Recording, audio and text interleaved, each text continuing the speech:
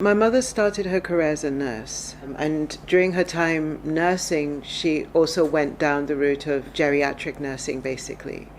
So that basically formed a lot of her view on how people should be treated, particularly in their latter years, how ideally she would want to be treated, and how much respect and honoring that we should give to people in their latter years. But it really started to become more pronounced when she was looking after her mother, and her mother, lived to 100.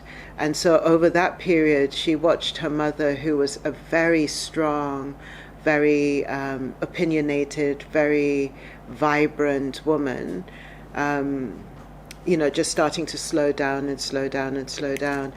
And in the midst of that, there was a realization that in those latter years, it's really, really important.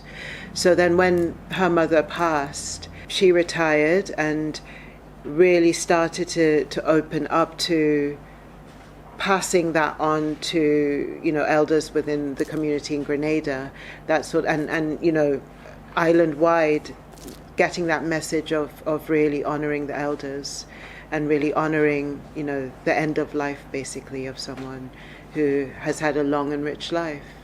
We will all continue her legacy.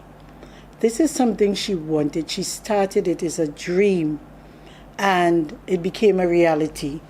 We need support from every member so we could continue the legacy. It's not Carol's, but it's a legacy that will help Grenada have good seniors that live a happy and joyful life. Continue with the socials, continue with teaching them the new things like the phones, the computers, and everything. We will continue with what Carol wanted.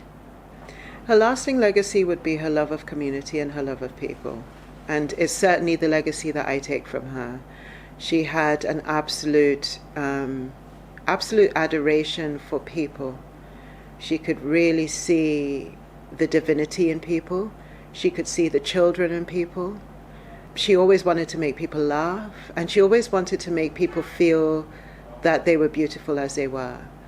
And people felt that. It wasn't something that was contrived. It was something that came from the depth of her heart. And people felt that, they felt that they were accepted and embraced as they were.